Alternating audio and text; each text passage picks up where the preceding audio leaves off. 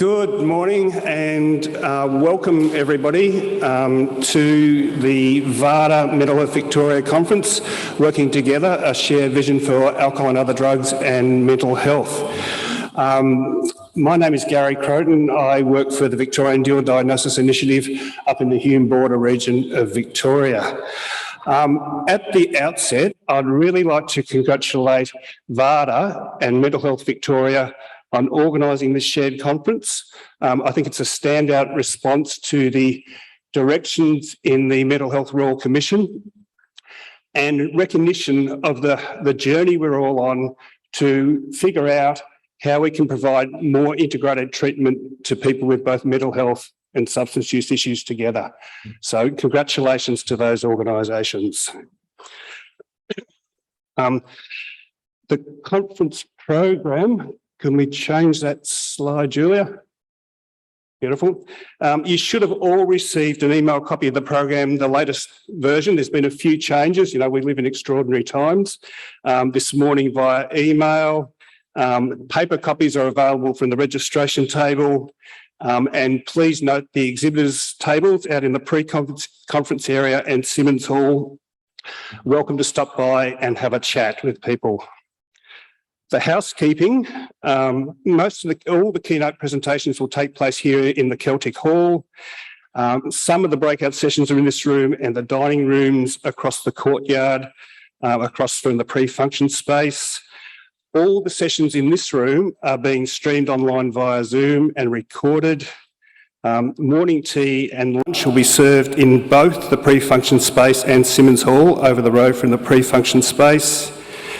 You've probably already noticed that there's a photographer floating around. If you particularly do not want your photo used anywhere, could you indicate that to him, please? Toilets are also located across the courtyard, and if there is an emergency, please follow the directions of the centre staff. COVID safety. This event is being held in line with most current guidance around COVID safety. There's masks for anyone who needs them located at the reception desk, and we know that the Victorian State Government strongly recommends that masks are worn indoors, with the exception of the presenters up here today. Hand sanitiser is available all around the venue, and we're keeping the doors of the Celtic Hall open for more ventilation, and there are air purifiers operating in this space.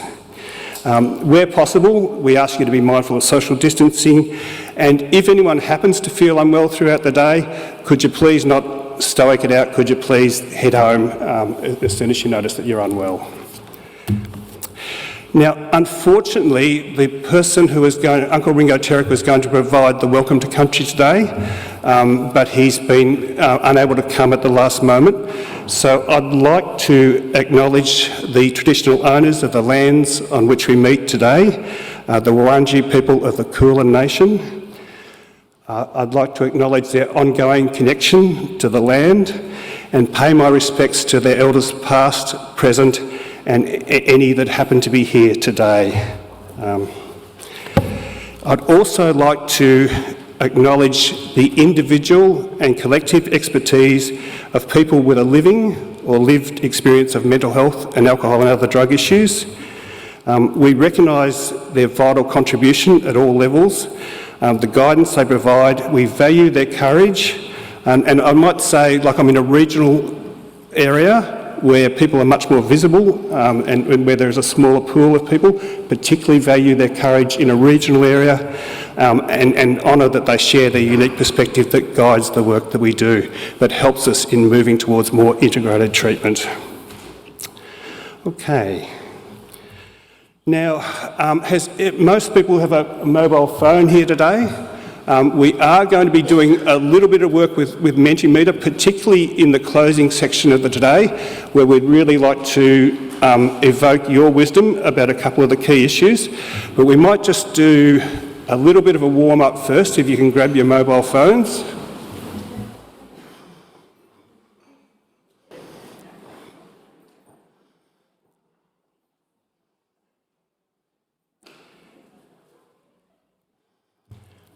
Okay, and people can dial in, can find menti.com www.menti.com, and the code is 7026 9676.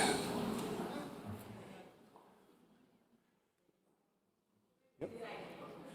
7026 9676.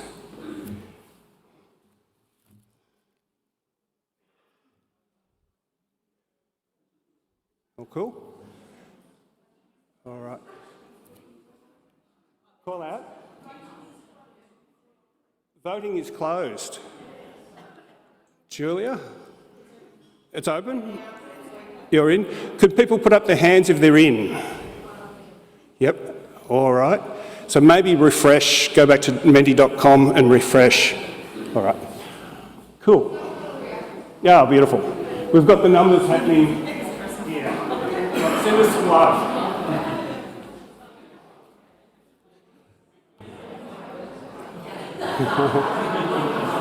Beautiful. Okay, question one. If you had to describe how you're feeling right now, this morning, as an amusement park ride, which ride are you on?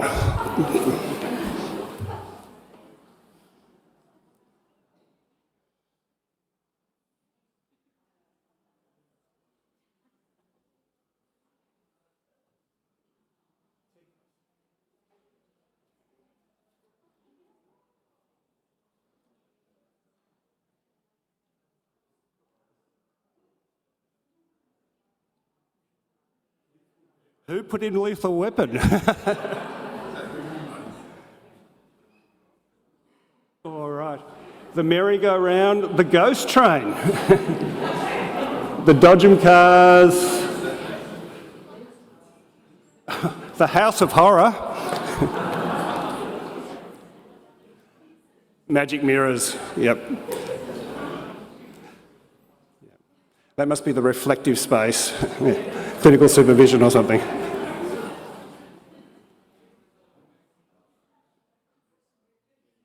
Beautiful. The Ferris wheel, the merry-go-round.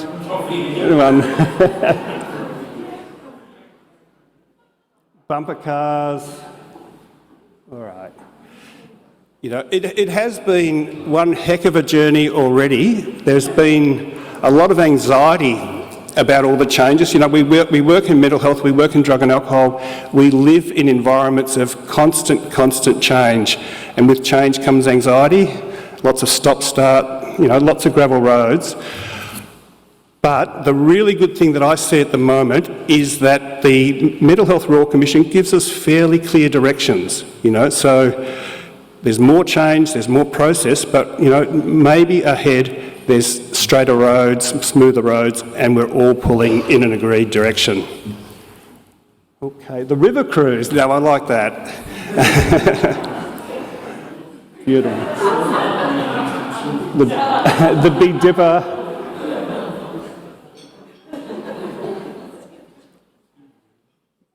Lots for the Big Dipper and the roller coaster. Beautiful. All right.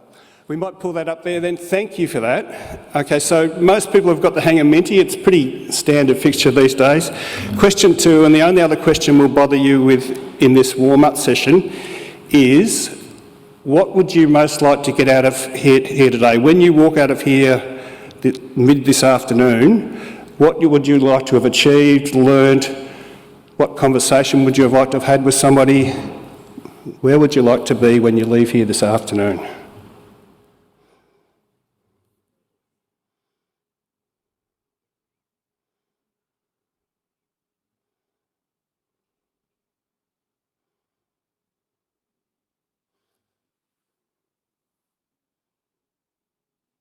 Wow. Knowledge is coming in super strong, right at the heart of this. People want to learn more about the specifics of integrated treatment, I guess. Connection is coming in sort of somewhere around second. You know, we'd really like to touch base with other people who are also on the similar journey. Collaboration, very similar to connection. And I guess that might be collaboration across the sectors, you know, the mental health sector, the drug and alcohol sector. We've all got bits of the puzzle to help us in providing integrated treatment. Hope,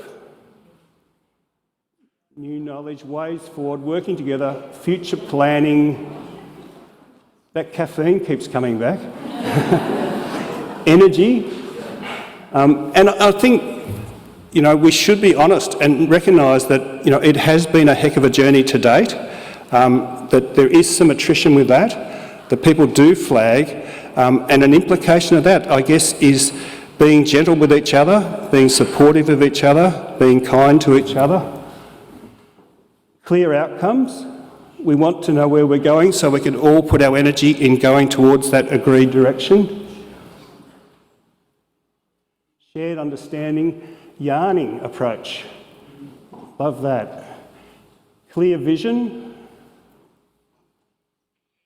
Encouraged. We want to know that where we're going is feasible, that we can reach there, that we can get there. Deeper understanding. Increased training enrolments, good clinical outcomes, absolutely. Non-tokenistic lived experience. Now, there's a lot of people with lived experience expertise here today, you know, some really, really great speakers. So hopefully that meets some of that need. Sharing ideas, uplifting, similar to hope. Responding to people with complex needs. You know, recognition that people who have experienced both mental health and substance use together rarely only have those concerns, that most often they have an array of other co-occurring concerns, which are also really important that they be addressed to get the best outcomes. Innovation, absolutely. Helpfulness, voting's closed. Positivity, optimistic, connected with peers, belief. Yeah. You know, you guys may not be a representative audience, you know. In some ways we're singing to the choir here. You know, I think you guys, by virtue of being here today, you know, are some of the standout people who are really interested. You know, it's not been easy to get here today. But that's a really, really great start to get us in the direction of a really positive day. Yeah. The main thing that I got from that was the connection of people pulling together and moving towards an agreed direction, and some sense in that I took of excitement about moving towards that agreed direction. Beautiful. All right, so that's enough from me.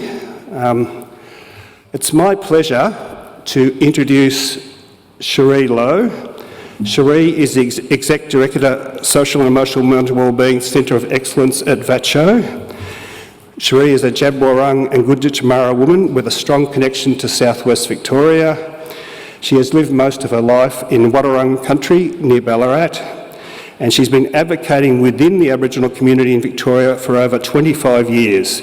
She's spent her personal and professional life living, supporting and advocating for Aboriginal people to be seen and heard across a range of different injustices, including justice, education, health and wellbeing.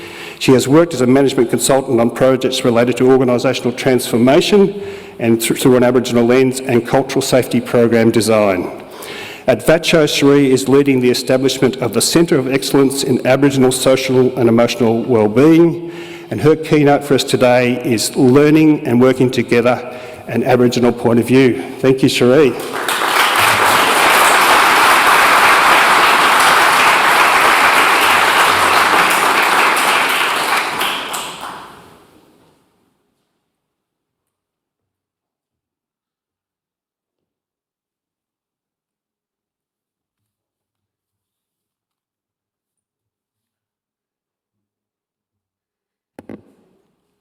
Thanks, Gary, for that introduction. I really appreciate that. When you're sitting there and hearing people speak about you or to you, you go, oh yeah, okay. A little bit nervous about being the first speaker off the rank today, but I'll see how I go.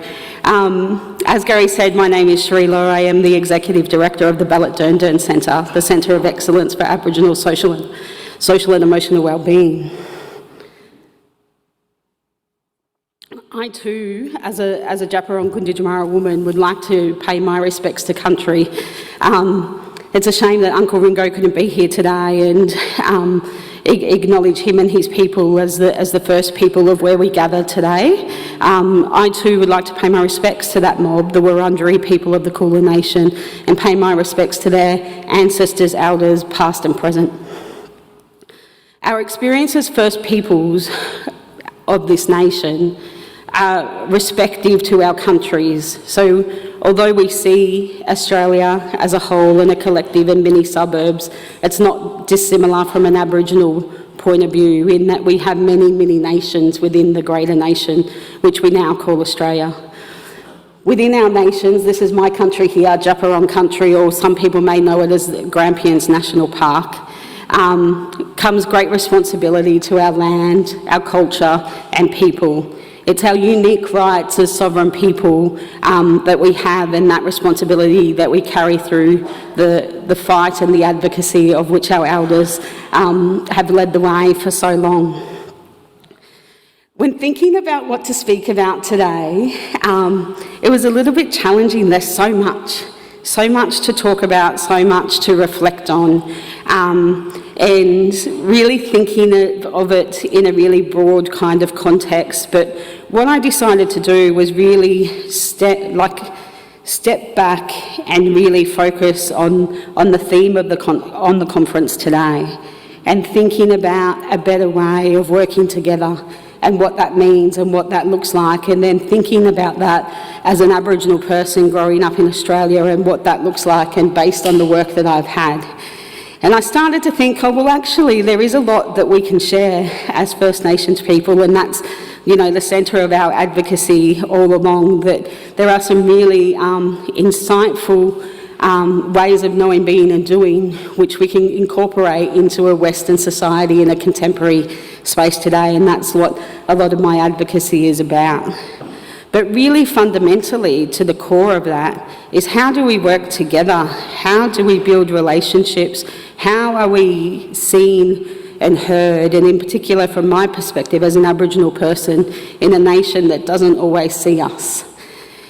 So that's kind of where I've started my thinking, and that's where the journey that I'll take you on today. So hopefully through some of the learnings that we've experienced as Aboriginal people, that there may be key elements to that you'll be able to apply to your everyday work, when you're starting new relationships, when you're thinking about different ways of practice.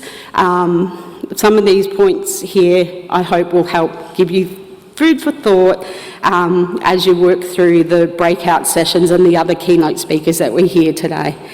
I think working and walking together has been an aspiration of our people since colonisation. It's been, with you look back on the journey that we've had as Aboriginal people, our mandate and our advocacy hasn't really changed. The key messages of what we've been asking for has been pretty consistent and solid since the referendum in 1967.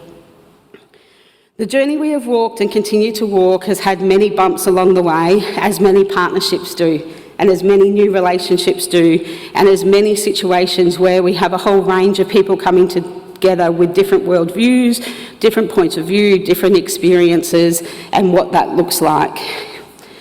But with each of those bumps along the road is another piece of the puzzle, another way of understanding, another way of learning how to work and how to grow as people, and how to respect each other's differences but be able to collectively work together.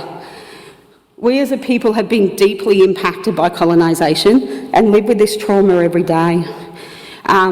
Some, it's more prevalent than others.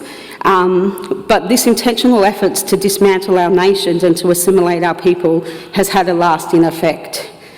And it's really often hard to put into words what that impact has been. I think we live in a society where we think of historic events and history and how that's played out is something that's happened a really long time ago. And so one of the things that I like to do, and when I start out having these conversations, is to reinforce and reiterate that our history of First Nations peoples wasn't that long ago. It is very much the lived history, and the experiences of what happened in the past is very real and very current, and it's what we see play out in a whole range of our lives through intergenerational trauma. I'd like to share a little bit and a part of my story and some context that can kind of really articulate that intergenerational trauma. It's a statement from Justice Bongiorno, and he's put into words what we grapple with as First Nations.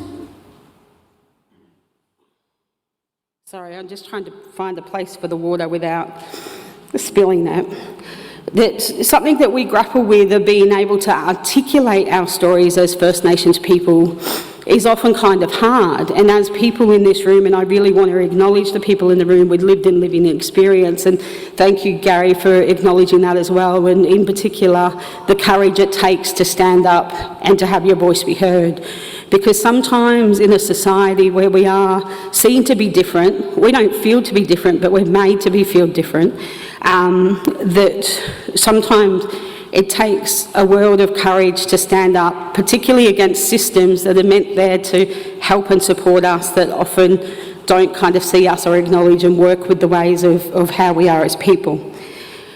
So I have this statement from Justice Bongiorno. It's a little bit about my story, but I use it because, in the words of Justice Bongiorno, in his excerpt of this sentencing statement, which he made 20 years ago, it's still really relevant today. And I know that people can't necessarily read that, particularly the people up the back, but I'll read it out to you. Why it's important to me: this is the story of my dad.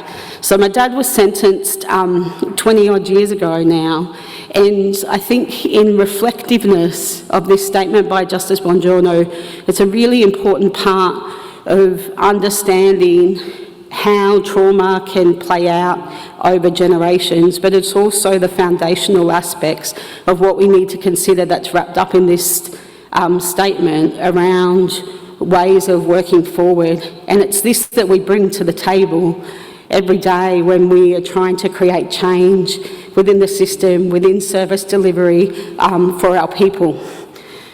So back in 2012, in May 2012, Justice Bongiorno said, "You present an extremely difficult sentencing problem. The offences for which you must be sentenced are serious indeed, and your sentence must reflect that seriousness. On the other hand, it's difficult to characterise your life as one of being of extreme sadness, robbed at an early age of meaning, ambition, or realistic hope. This is due partly to an early introduction to alcohol and its subsequent long-term abuse, and partly to the immense social deprivation of being a virtual orphan in a community in which so many Indigenous people like you suffer a completely dislocated and dysfunctional existence for reasons which we have much examined, but which are far too complex to go into in these sentencing remarks. But suffice to say, they are undoubtedly a product of the unjust and immoral social alienation to which Indigenous people have been subject in this country for far too long. Until these issues are seriously addressed, there will be many more offenders like you who have been sentenced to long prison terms because this society generally neither knows nor cares how to do any better. The sentences to be imposed are no help in seriously tackling the problem, of which your offending is only a small part. As a judge, however, I'm unable to do nothing else but obey the law's commands, and the remedy, if there is one, lies elsewhere." And so I think that when Justice Bongiorno makes that last statement, the remedy, if there is one, lies where, yes, it's very legal terms, but where is the solution? And I think in making those statements, I was a far younger person then, I was in my early 20s, but it really drove me to be able to fight against those injustices, but right to the core of how can our systems and how can we work with broader society to create a change that people, our First Nations people, people like my dad, people like myself, people like my children, won't have to suffer these same injustices, because what we see and where we go to in that is that we're trying to address and support people at a tertiary end of service support, but really struggle to understand the core of what's causing that hurt and trauma. And so I think that in starting in that foundational knowledge, it gives a good context into how we are as a people, but more importantly, the essence and the foundations of what can grow from foundational relationships and partnerships.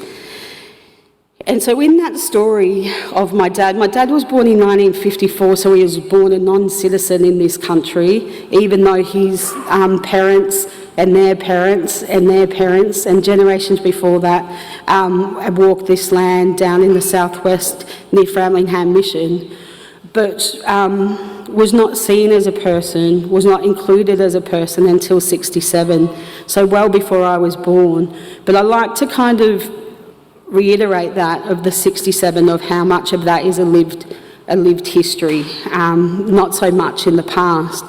It's interestingly though that in 67, that the successful referendum there, and why that was so important to Aboriginal people, is that we became citizens. And when you become a citizen, you have rights. How those rights are seen and all of those other things is another kind of conversation, and maybe another keynote speaker somewhere else. But what happens in that is that then citizenship gave us the right to be able to navigate and advocacy and do advocacy in a Western legal world. And so it's not uncommon to see and to think back, and not surprising that in the 70s we saw a real surge of Aboriginal community-controlled health organisations. And so with the establishment of those organisations, we saw a whole way and different way of knowing, being and doing and advocating on how we go about our world of work. And so when we talk about that and what we learned from that and what we wanted to share today is that even at the core of what we do, our philosophy of Aboriginal health and wellbeing is really at odds of what the broader society sees that. So we think in a very collective manner, and also really focus on that broader holistic context of the social determinants of health and how they interact in one person's health and well-being. But the real crux to that is that even individually, if you're healthy, collectively as a community still needs to be strong. And if that's not strong, then your individualness is not as strong as it can be. We talk about the social determinants and our SU in a way of work. So when we talk about integrated care, when we talk about partnerships and relationships, it is all centred around this model of care, which our Aboriginal community-controlled health organisations are designed to implement in this way.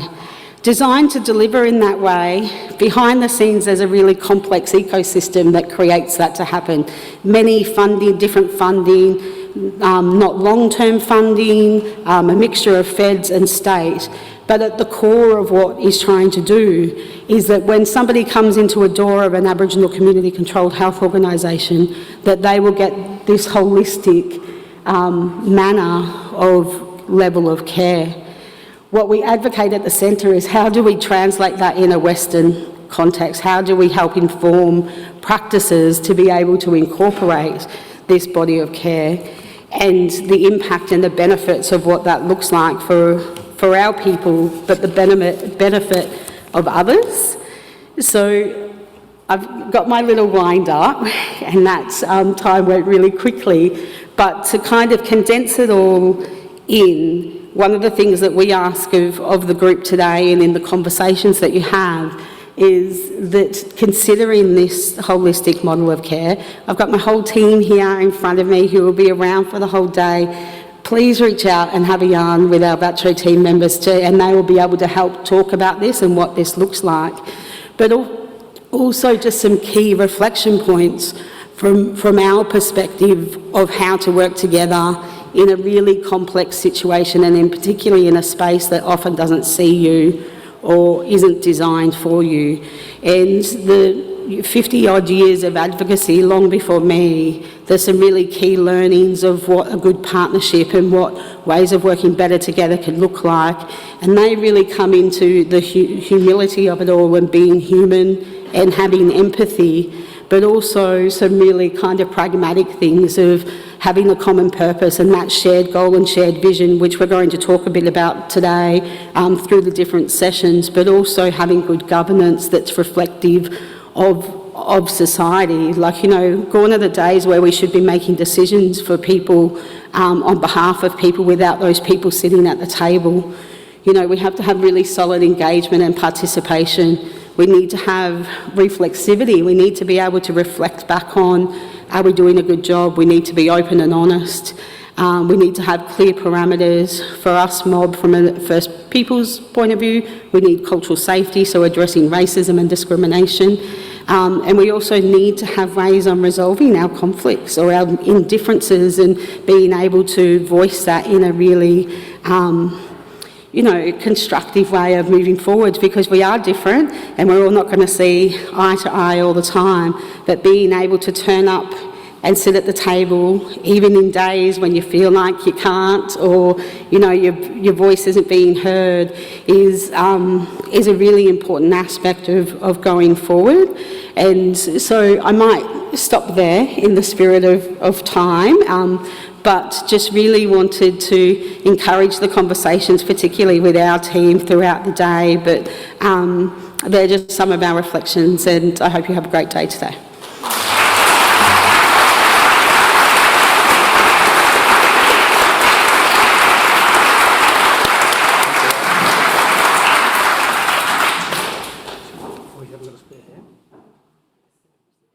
Thank you very much for that. Thanks, Sheree. Thank you very much, Sheree. That was an incredibly generous and so much wisdom in there for the issues that we're all grappling with in different contexts. We're going to spend 20 minutes having some updates from VAADA and from Mental Health Victoria in what's happening in that space. So can I introduce Sam Biondo, who's the Executive Director of VAADA, for some brief updates on VAADA.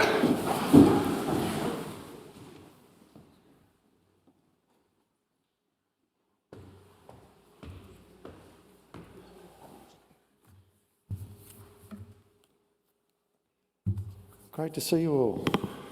It's fantastic. Thanks for coming out of the winter wilderness that we live in at the moment. It's trying times, and it's like running a session like today is like rolling the dice and let's see where we land, but I'm glad we've landed, and I'll be a lot happier at about 5 o'clock tonight. So thank you for coming. I'd like to also begin by acknowledging the traditional custodians of the land we're on, that we're meeting on today, and pay my respects to elders past, present and emerging. And I'd also acknowledge the lived and living experience of people who are here. We recognise people with lived and living experience of trauma, neurodiversity, mental health challenges, psychological distress, suicide, substance use or addiction, and their families, carers, supporters, and those experiencing bereavement, advocates and allies. Thank you so much, Sheree, for that initial introductory speech that you gave us. I think it was dense and rich, and it's really a valuable context for everything we should do here. So this is just the first page of my notes is just a thanks to a whole range of people being involved in this. Mental Health Victoria for partnering with VAADA and putting on this event. It's been a very positive and useful and really wonderful experience to be working with them. It's a great cross-sectoral collaboration. We want to thank other peaks, especially your lived and living experience peaks, for input and guidance in the program. VIMIAC, Tandem, Harm Reduction Victoria, CMHL, Shark and colleagues. We've got an organising committee who've worked very hard to plan and organise this event. more meetings than you could imagine, but nevertheless, I went to some. I didn't go to all, I must admit. That was good for my blood pressure not to be at some of them, but anyway.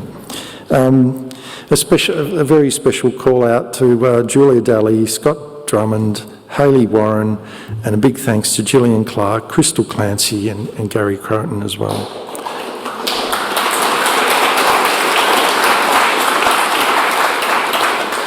Given it was a cast of thousands, I hope I didn't forget anyone, but thank you if I did.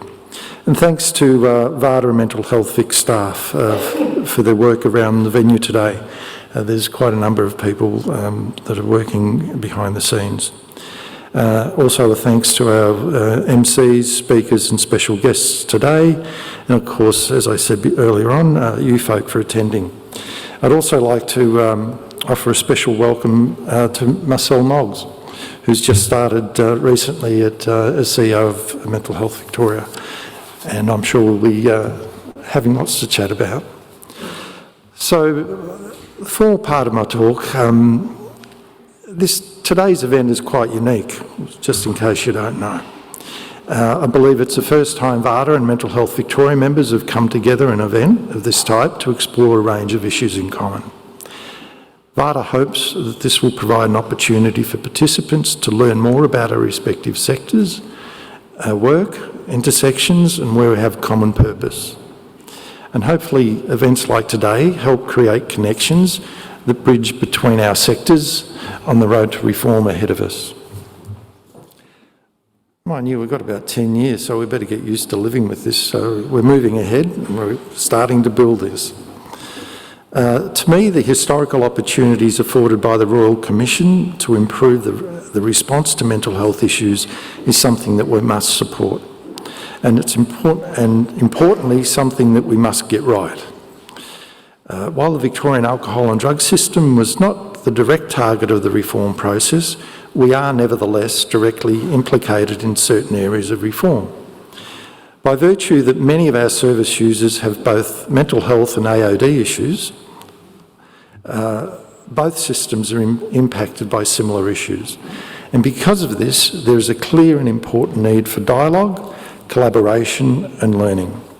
And I believe the bulk of this can't be imposed upon us, but it's up to us on the ground to move this agenda forward. We're going to be doing the work along with other fellow travellers. It's up to us. While some may say that our respective systems are different, and with some good reason, nevertheless, because of the needs of the service users, there is much that overlaps. And within this space, there's substantial room for improved service provision and collaboration. While tempting as it might be to splash into a dialogue about system design, good and bad processes, frameworks and specifications, I think today is not a good opportunity to do that. I think it's actually a good opportunity just to explore things as you might on a first date, sort of. Today we should have a conversation that builds a better understanding of each other, our work environments, our practice wisdom, as well as our mutual concerns. And differences, of course. In the building of this relationship, we start building a way forward. I hope that analogy is acceptable to some of my staff. They often get worried when I use analogies. David, wherever you are, I hope that's acceptable. While I'm a firm believer in the power of relationships, I think it's important to be frank and honest about the road ahead. And in this regard, I draw your attention to the spread of sessions and speakers participating today, where we can have some conversation and we can start to explore the issues in common. And we can look at these from our personal, professional experience and perspectives. So in concluding, and I've got 5 points, I'd like to take the opportunity to raise a number of these points. Firstly, just to reconfirm, the AOD sector is keen to develop stronger relationships and collaborative ways of working to benefit those with co-occurring mental health and AOD needs. However, through this change process, it will be important to ensure our current community-based AOD service system remains viable and sustainable.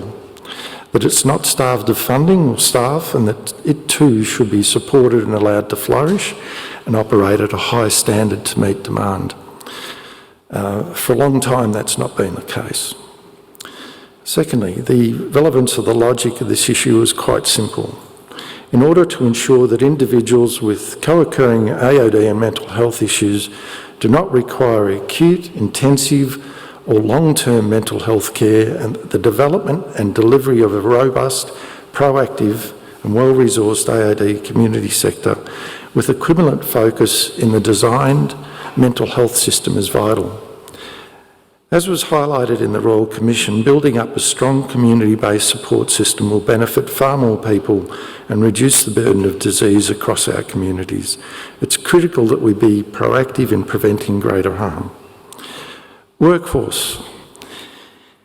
It's equally important to address the strategic growth of our AOD workforce as it is with mental health workforce and other allied sectors in fact. They're interdependent. It's probably more important to do so now and not tomorrow, ahead of the already growing demand for AOD skills due to ballooning waiting lists and the demand of a growing mental health system, equally hungry for AOD and mental health staff. These are key issues that need addressing before balanced growth is viable. In terms of the reform process and strategic planning, we're keen to see more strategic reform planning that identifies intersections amongst recommendations, allows for a smoother implementation, better paced program rollout, matched to suitable and available workforce. This will ultimately allow for the development of a more sustainable, high quality, human rights-based mental health sector that identifies and proactively supports people with co-occurring mental health and AOD issues. The emphasis on human rights must be central to the development of a future system. Without it, it would be a lost opportunity to build a responsive, caring and humanistic system. Goes back to Sheree's point. It has to be a humanistic system. A final and most important consideration is to create a greater focus on all important social determinants of health and allied supports, which are a crucial part of what needs to be available to facilitate personal resilience and improve circumstances in the everyday lives of those who have sought our help. Without this, individuals would continue to suffer, relapse and struggle. Again, this issue raises a number of important considerations related to the preparation and capacity of allied systems, which are critical for the future success of these reforms and to the individuals themselves. So thanks so much for listening, and I'd like to wish you all a warm welcome, and I look forward to speaking to you, many of you today. Thank you.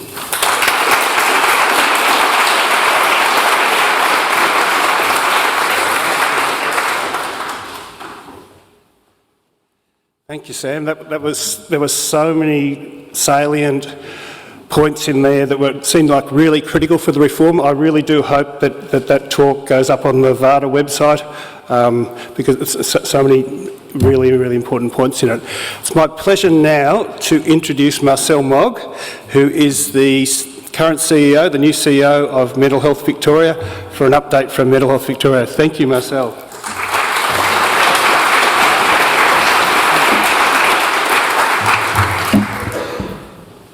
Thank you so much, Gary, and good morning and welcome to you all.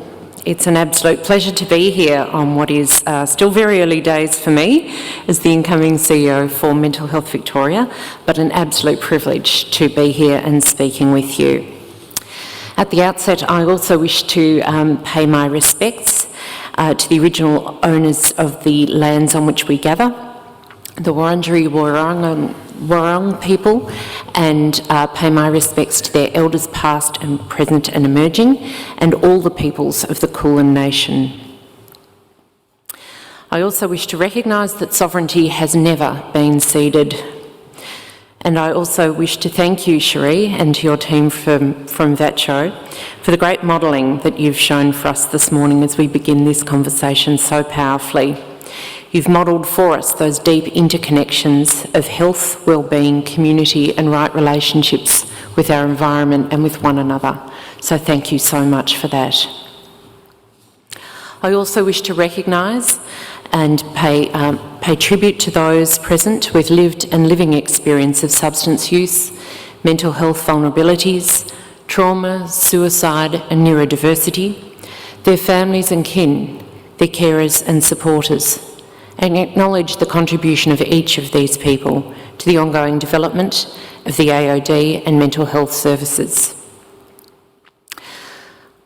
As I said, I'm very pleased to join you today as the incoming CEO for Mental Health Victoria, and I join with Sam in extending pardon me, my thanks to those who've brought this conference together. I just get to sail in when it's all the hard work's done.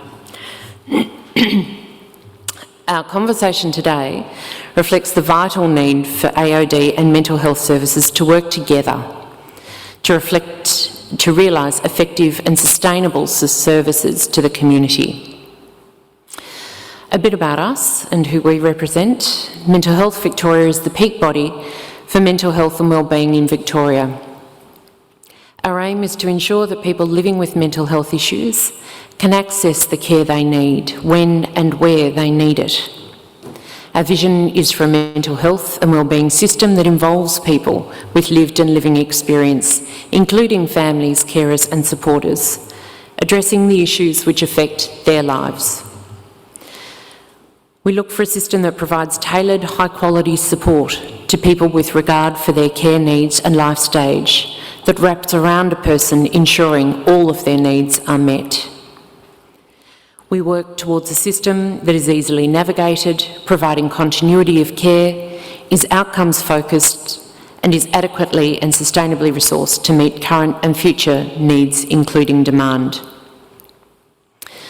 At Mental Health Victoria, we acknowledge that in order to realise this vision, we must recognise and work in partnership with AOD services, who play a vital role in supporting people living with mental health issues and people experiencing addiction.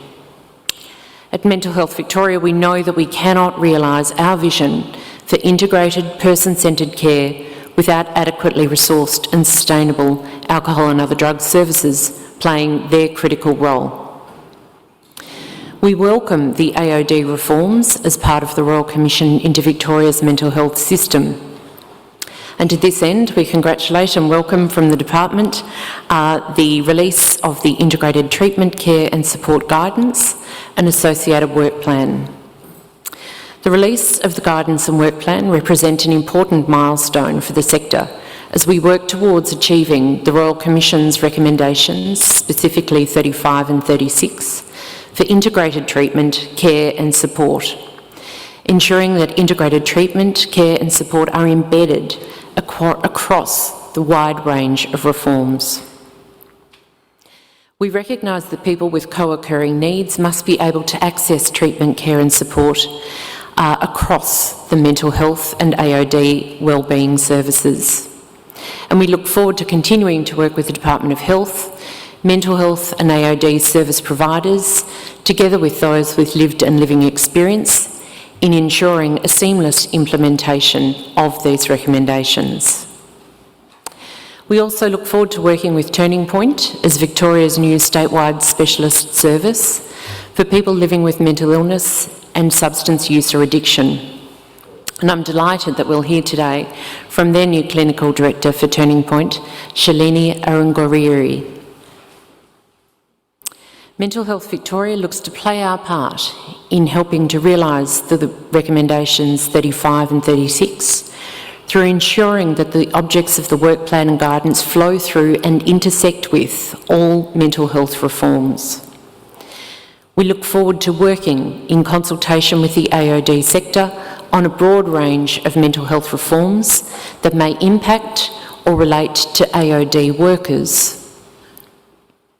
We look forward to addressing current and ongoing challenges in both the mental health and AOD sectors holistically. Of particular concern to those of us at Mental Health Victoria are the current and substantial workforce challenges faced across the mental health and most particularly the AOD sector, where challenges of worker wellbeing, recruitment and retention are immediate and impacting today the day-to-day service provision. We know that demand for AOD services, which were already critical prior to the advent of COVID-19, have increased markedly. As of December 2021, sector surveys reveal a rise in daily wait lists for treatment from 2,385 people in September 2020 to just over 4,088 people only 15 months later, representing a 71.4% increase in the number of people waiting for treatment. 70% of AOD agencies report an increase in the prevalence and severity of alcohol-related presentations, with a concurrent 57% reduction in capacity to meet demand during 2020 and 2021. The sector itself has identified a need for an additional 243 FTE simply to meet current demand in Victoria. This current scenario faced by AOD services has been exacerbated by the recent cessation of the COVID-19 Workforce Initiative funding, which supported the engagement of 100 AOD workers. The cessation of this funding will increase demand for voluntary treatment faced by the most complex client groups. Escalation in demand in this part of the sector will in turn increase pressure on the forensic wait list, creating additional demands on clinicians and the allied workforce. The conclusion of the COVID-19 Workforce Initiative funding has immediate impacts on access to treatment, support and care across the community. This means that agencies are pushed to meet immediate need with little resource available for allied and ancillary services. At Mental Health Victoria, we recognise that we cannot realise good mental health and wellbeing without a sustainable and effective AOD sector. So to this end, Mental Health Victoria calls on an urgent addressing of the current AOD and mental health workforce challenges as an urgent priority that cannot be deferred while work on future reform takes precedence. The identified AOD workforce shortages, particularly, must be addressed as an immediate and urgent priority to ensure access to care, recognising the significant issues in volume and complexity of demand for AOD services across the community. We need an AOD workforce strategy that addresses immediate staffing shortages arising from the significant increases that we're seeing in demand, and a plan to support our services and clients as we work towards the realisation of the integrated care model proposed by the Royal Commission. The Royal Commission reforms have the potential to improve outcomes for people living with mental illness and substance use or addiction.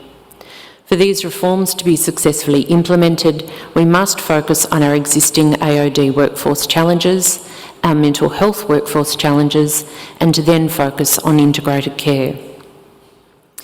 We look forward to partnering with government, AOD and mental health service providers and those with lived and living experiences as we look to realise integrated care that is available to all Victorians when and where they need treatment, care and support. Thank you again for being here today, and particularly to those of you who are joining us online, and I look forward to the conversation unfolding and identifying some solutions as we move forward together. Thank you.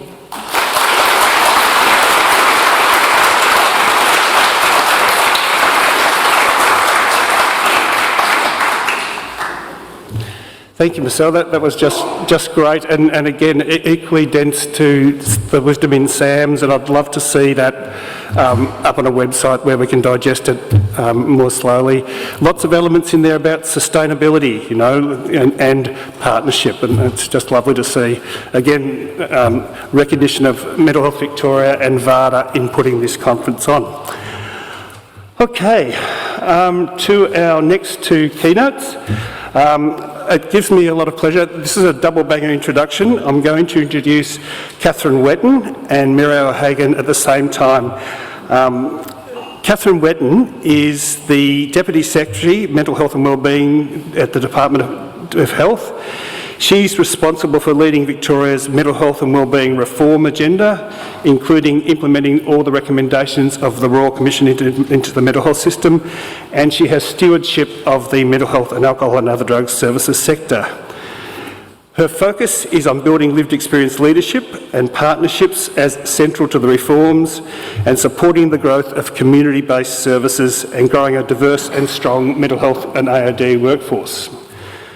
She has extensive government experience across social and economic portfolios.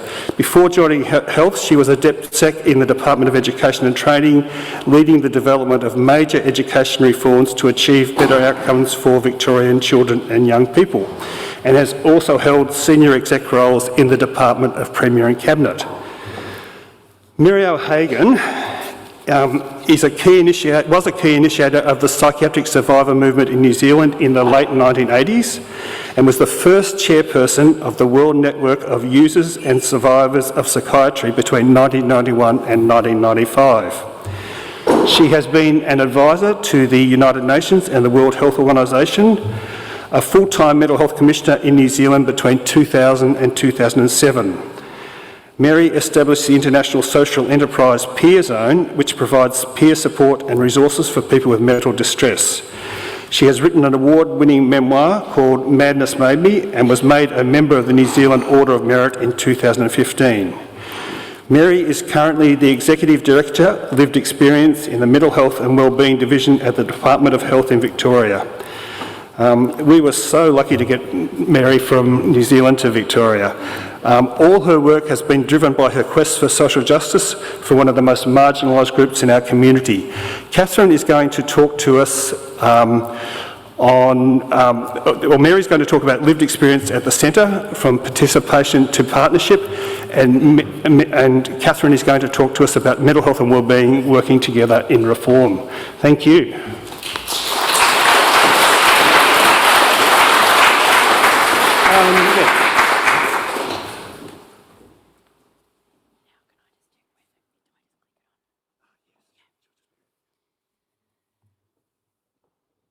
Good morning, and thanks for the invitation to talk with you at today's Victorian AOD and Mental Health Service Providers Conference. Mary and I were really pleased to have the opportunity to talk today, especially as Sam says, if it's like a bit of a first date. That sounds like a really good day to be had for everyone. I'd like to begin by acknowledging the traditional owners of the lands that we're meeting on today and pay my sincere respects to elders past and present.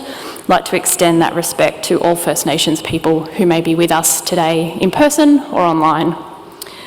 I'd also like to welcome people with lived and living experience, their families, carers and supporters who are at this meeting. Thank you for working in partnership to achieve system transformation. And when I heard about this joint conference, I was really pleased that it was being undertaken, particularly as a first one coming together.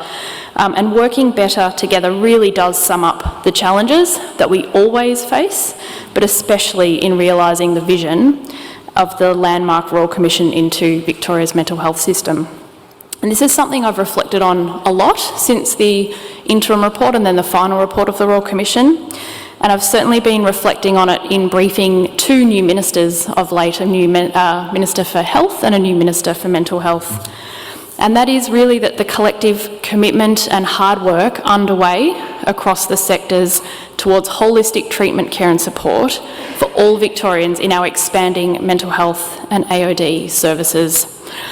So today I want to do a little bit more reflecting to look at what we've achieved so far together in implementing the Royal Commission's ambitious reform agenda. And I do think we've made some really good initial progress so far, but I absolutely recognise we've got a long way to go as well.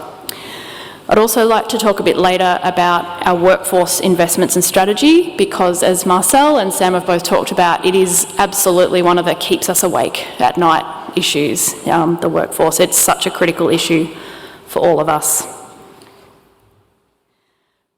So the Royal Commission's report, now released just over a year ago in March of last year, marked the beginning of a 10-year reform agenda. So transformation of the type of scale envisaged by the Royal Commission was never going to be easy. We're trying to balance the need for systemic, large-scale reform with the urgency needed to deal with the current challenges as well. And so this really needs a sequenced and holistic approach with lived experience at the centre of everything we do. And it is so great that Mary O'Hagan did join us from New Zealand and came to Victoria. The approach we're taking to reform is seeking to be inclusive, collaborative, evidence-based and built on the expertise of lived and living experience. So it's premised on a capable and responsive standalone specialist AOD system, and that means sustaining that specialist AOD system while collectively empowering and supporting mental health and AOD to be able to work better together. And we are working towards a shared vision for a rebuilt and transformed mental health and wellbeing system that meets the needs of all Victorians. And we know from the Royal Commission's report where it says it has catastrophically failed Victorians for many, many years. And that's therefore a rebuilt and transformed system that the Royal Commission called for, and it's something that we're all striving towards. We are already making pretty significant progress on some of the major reforms, and with this most recent year's budget investment, we'll have 90% of the recommendations of the Royal Commission underway in some form, which is a bit eye-watering actually. But to really deliver on the Royal Commission's vision, we need the capacity to adapt and learn as we go, that we'll need to keep iterating, supported by strong relationships with our workforce, with the community, so that we're all progressing in the same direction. And this does mean taking a systemic approach to understand how all of the components of the redesigned system will fit together so that we do have effective reform and see better outcomes for Victorians. So, as many of you will know, across the 65 recommendations in the final report of the Royal Commission, as well as the 9 recommendations from the interim report, there are 7 priority areas for reform. And this has been our way of grouping up the recommendations of the Royal Commission to help us and others make sense of what is a very large number of ambitious recommendations. So the 7 domains on the slide here describe a system that will provide earlier, more local and integrated care with tailored support for infants, children and young people, also for adults and older adults, and with culturally safe services for Aboriginal Victorians and our diverse communities.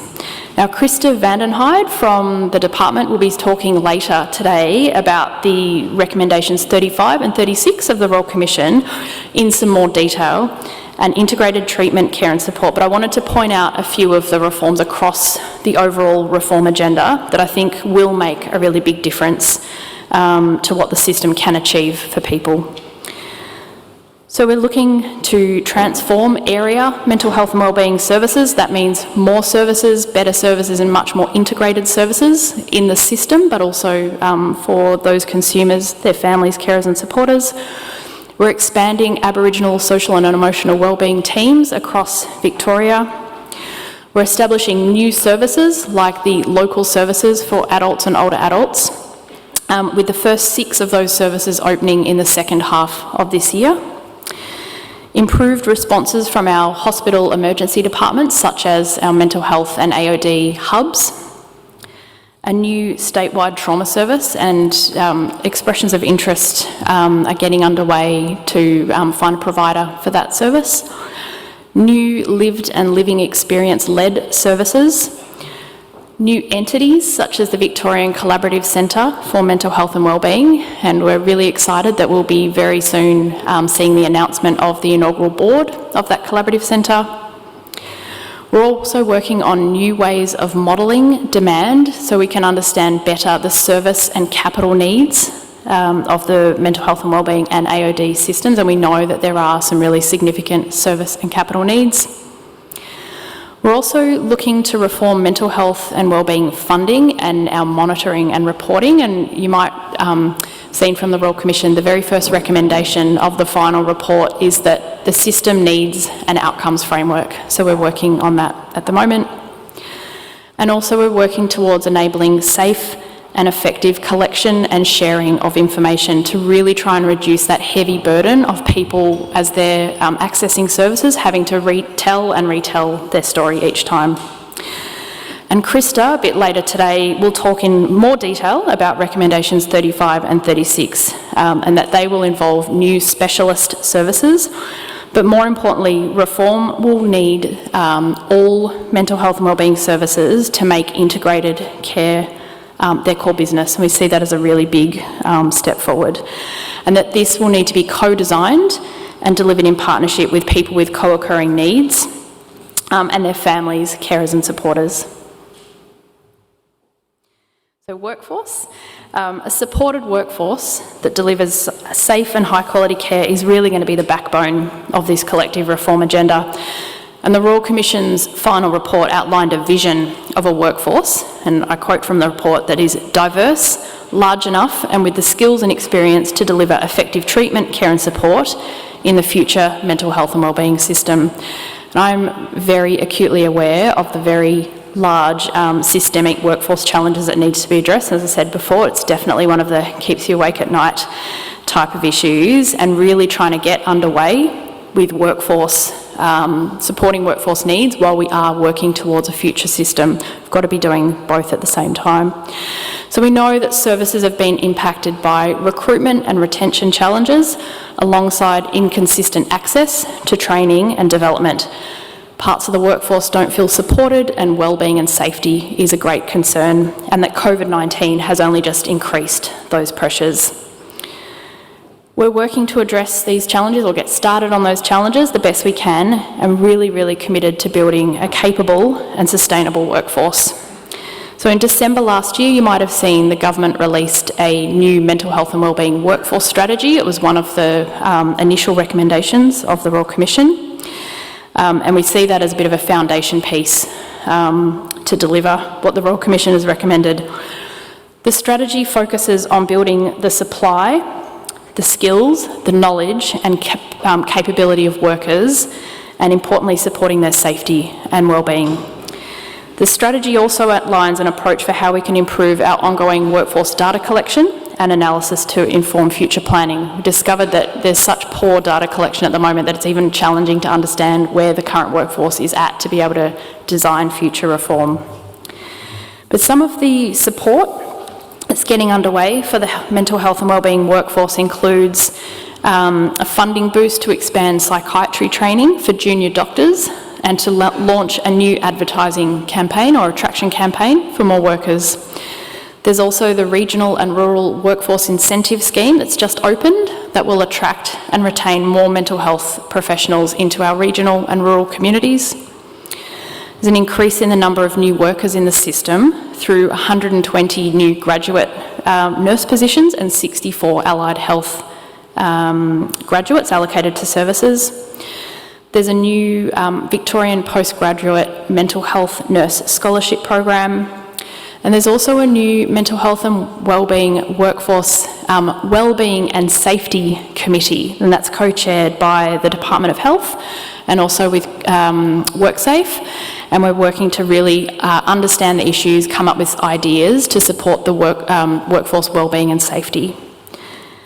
So I'm very aware too that the specialist AOD sector faces very similar workforce challenges, and even with all of the passion and commitment of our AOD workforce, ongoing recruitment and retention issues continue to create significant pressure. We've also heard the concern about AOD professionals migrating across to the mental health system with expanding of services, so we're really aware of that too. So we know we need to work together so that the AOD sector maintains a capable, supported and sustainable workforce itself, and just so important to meet the needs of Victorians, of consumers and their families. So to support the AOD workforce pipeline, we're conducting a pilot of an entry-level AOD traineeship program across regional and rural Victoria, and the outcomes from this pilot, alongside a workforce data collection program, will help inform workforce planning as we go into next year. We're also building the capability of the AOD workforce via the Elevate program, as well as delivering postgraduate scholarships to AOD sector professionals. And with the lapsing of the Victoria's alcohol and other drugs workforce strategy that was 2018 to 2022, we're having a look at our strategic approach to those challenges faced by the AOD workforce, including new directions for workforce development, planning and supply, and really keen to have further conversations about how we do that work going forward. I would also like to call out our investment in lived and lived experience workforces in both sectors that are forming an essential part of our contemporary workforces, and Mary will talk to that in more detail, and we've had some really fantastic feedback from services so far about those workforces. So the Royal Commission envisaged a future in which people with co-occurring mental illness and substance use or addiction have access to a full range of supports in their own communities and close to their families and carers. So that's what our consumers and families of carers have asked for. And my team had recently undertaken some interviews as part of our lived experience work, as part of that guidance, the integrated treatment, care and support guidance. So Krista will talk about that more and how we've teased out what we've heard into that vision and that guidance. But I did want to reflect just for a moment on some of the perspectives that were shared in those interviews about what integrated care means. And on the slide, you'll see some thoughts about safety, care, follow-up, and connection with other services. And I also read some of the feedback from a person who uses both mental health and AOD services, who told us, and I'll quote, "There's a complete gap and it needs to be bridged. There's so many people with dual diagnosis and they're not getting the care and treatment they need because people just think, well, that's not my role." And so we know that the flow-on effect of that, it's painfully obvious, it's difficult to get services, workers who can't communicate with each other, and service users are being sent around in circles. So also can't help but reflect on some of the personal stories that were provided to the Royal Commission as well, and you might have read some of them, but one of them that really resonated was one from a frontline worker. And she said to the Royal Commission, "We're in a society where, cruelly, the most disadvantaged and impoverished people have to navigate the most complex and under-resourced services that exist." And I think that is something that we all recognise. So this worker asked the Royal Commission to consider how unhelpful hard lines about competencies like medical and social models can be in those circumstances. So working together should be people don't need to navigate such complex service systems. And while we are working in two distinct systems, I think these sorts of stories help us think about the importance of collaboration across the sectors, and again, just how great it is that today is underway. So to deliver better outcomes for people, both the AOD and mental health systems will need to work together more closely based on a shared understanding of best practice for integrated care, treatment and support. We're working within the department to try and make sure that we are working towards that integrated treatment, care and support. And so I was just going to flag a couple of examples of those. We've got area-based services to promote staged care and deliver integrated clinical and wellbeing services through partnerships with NGO wellbeing providers, including AOD services. We think this will make a big difference. We've also got the regional mental health and wellbeing boards that will be established, but at the moment we've got these interim regional bodies that we've just recently brought into being, and they will support joint planning and integration with a focus on outcomes. And so hoping to work with across different sectors with health, disability, AOD and community support services in that work. So I've just outlined a few of the things that we're doing across the reform agenda, but I did want to say just again that we have made some really good progress so far, but we do recognise just how far collectively and working together we've got to go. And so I'd really encourage, so days like today and all of the other conversations that we have are really about tackling, which is a pretty big challenge together. And so thank you to all of you for your contribution. So I just realised I haven't been moving the slides. Just want to flag that I, every couple of weeks, circulate a bulletin that gives information about the progress of the reforms underway, and it also provides some information about engagement opportunities that are coming up and that are also on the Department of Health website. So yeah, we really encourage you, if you don't get that bulletin already, very happy to add you to the list so that you can get that. Thank you again for your support and continued collaboration. A big thank you to Mental Health Victoria, to VAADA, to VACCHO for the work that we do together too. Thank you very much to Sam, Scott, Julia, Halia and the rest of the crew at VAADA, and to Mental Health Victoria as well for support for this work. And thank you to Crystal Clancy, who I saw her before. She launched on me when I walked in the room, which was very nice to meet Crystal in person for the first time. I'd now like to hand to Mary O'Hagan, our Executive Director of Lived Experience, and she's going to talk about stewardship of lived experience and all the work we're doing. Thanks again, everyone.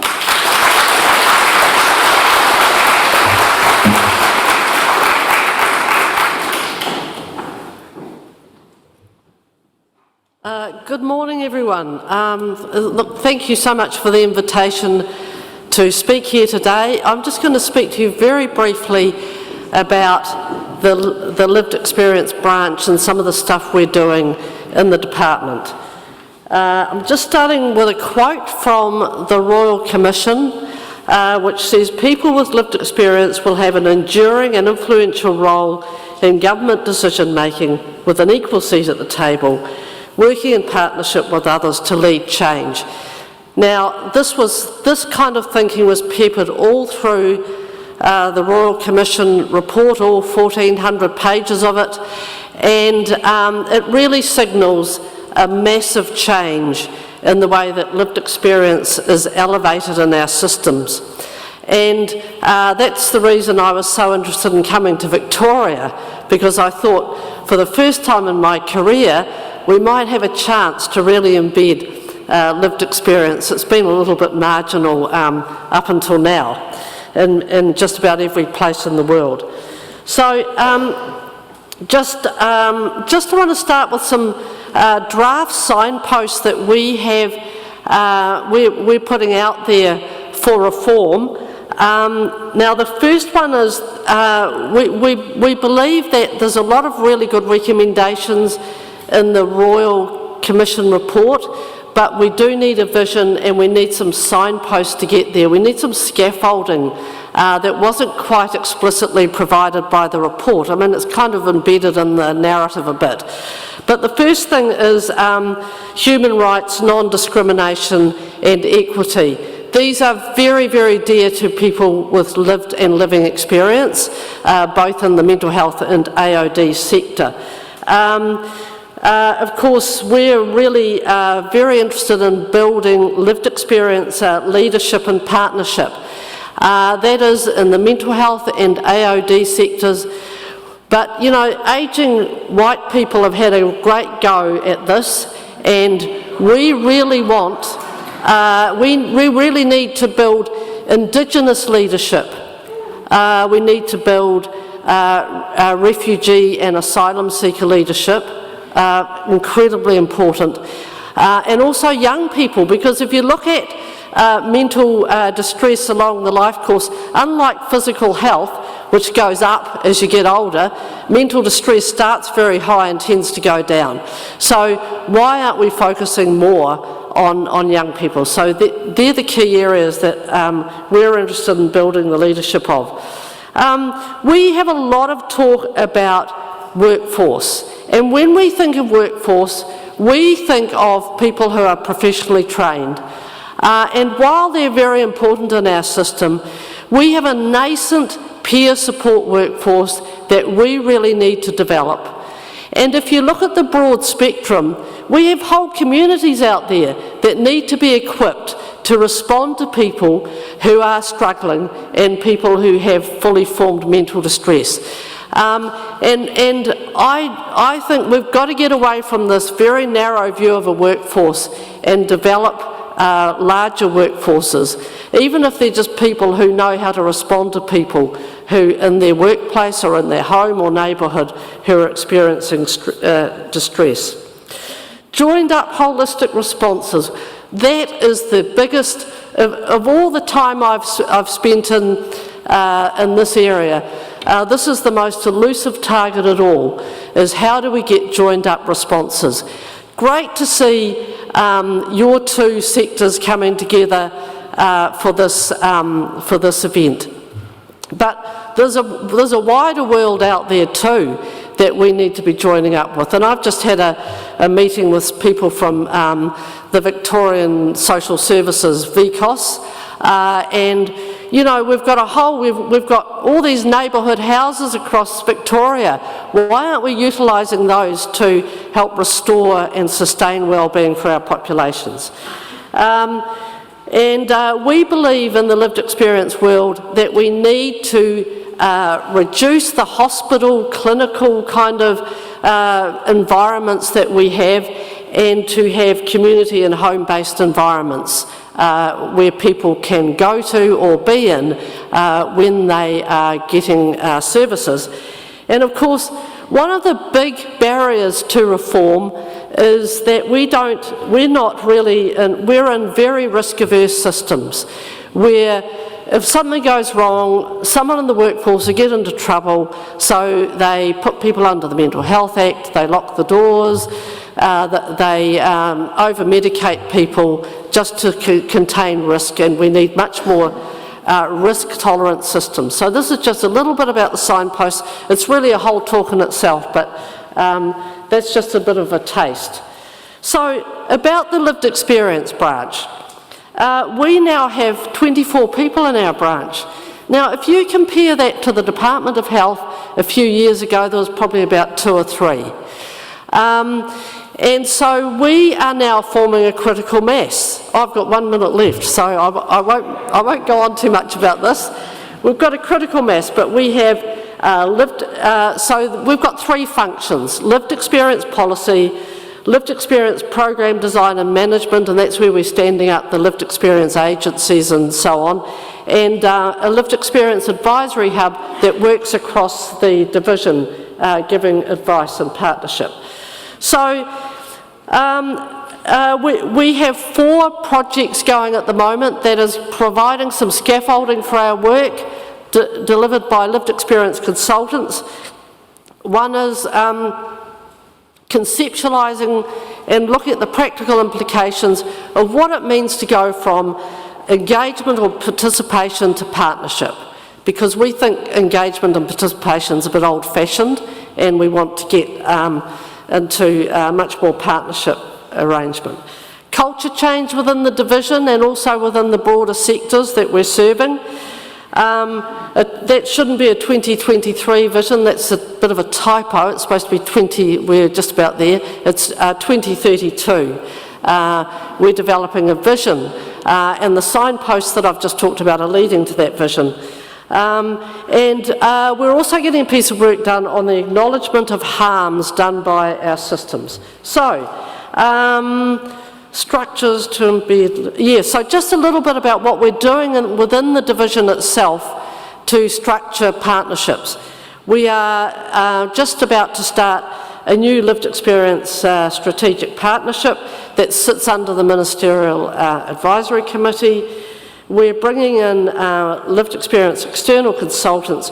We want to have people in designated lived experience roles, not just in the branch, but across the whole division, because there are about 8 other branches.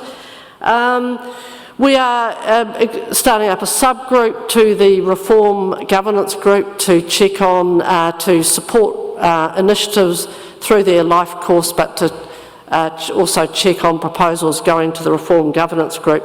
And we're starting deep dialogue groups, because one of the things about being really busy is you don't have time to think. And we need to create time to think collectively through these deep dialogue groups. And, oh whoops, wrong one. Yes, you can stay connected through, read more about our work there, and engagement opportunities, mental health at health.vic.gov.au, and you can always get in touch with me personally if you have any questions or comments. So thank you very much.